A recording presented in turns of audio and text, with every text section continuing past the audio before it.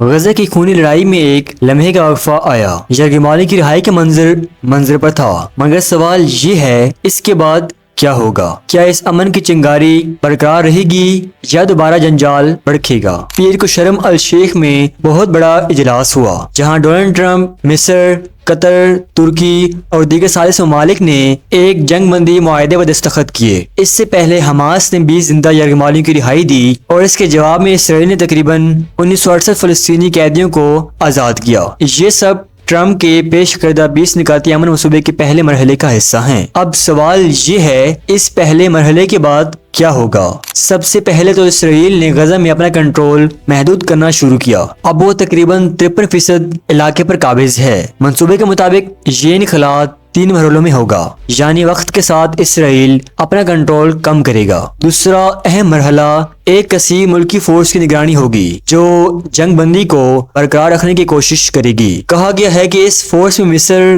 قطر، ترکی اور متحدہ عرب امارات کے فوجی شامل ہوں گے۔ البتہ امریکی حکام یہ وعدہ کر چکے ہیں کہ امریکی فوجی خود غزہ میں تعینات نہیں ہوں گے۔ معاہدے کے تحت غزہ کو فوجی کارروائی سے پاک زون بنانا ہے اور جو تنصیبات دہشت گردی یا عسکری ہتھیاروں سے متعلق ہوں وہ مکمل تباہ کی جائیں گی۔ وہاں ایک عبوری حکومت بنائی جائے گی جو سیاسی نہیں بلکہ فنی ماہرین پر مبنی ہو، یعنی وہ لوگ جو سیاستدان نہیں بلکہ ٹیکنوکریٹکس ہوں گے۔ یہ حکومت عوامی خدمات اور بلدیاتی امور سنبھالے گی۔ یہ عبوری حکومت ایک بین الاقوامی بورڈ آف پیس کے ماتحت ہوگی جس کی نگرانی اور رہنمائی کی ذمہ داری ہوگی، اور یہ بورڈ صدر ٹرمپ کے منصوبے کا حصہ ہے۔ اس کے بعد غزہ کی تعمیر نو کا مرحلہ شروع ہوگا۔ انفراسٹرکچر بحال کیا جائے گا، گلیاں، سڑکیں، پانی کی فراہمی، بجلی، ہسپتال، سب کو دوبارہ کھڑا کرنا ہوگا۔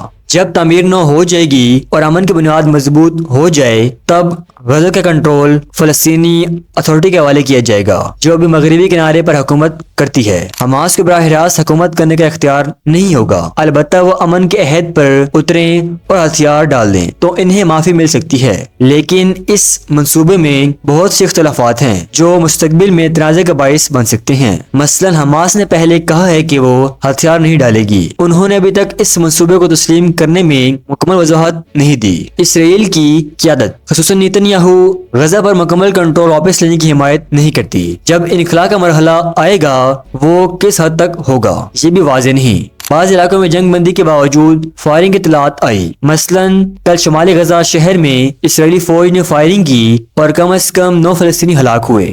یہ پہلی بڑی خلاف ورزی سمجھا جا رہا ہے، لہٰذا یرغمالی کی رہائی ایک بڑا قدم ہے، مگر یہ صرف آغاز ہے۔ حقیقت یہ ہے کہ معاہدے کی کامیابی اس بات پر منحصر ہے کہ آیا دونوں فریق اس پر عمل کریں گے، ثالث فورس کام کرے گی اور تعمیر نو اور حکومتی منتقل کرنے کا منصوبہ مؤثر ہوگا۔ اگر یہ نہ ہوا تو یہ امن عارضی سانس بن جائے گی، نہ مستقبل حل۔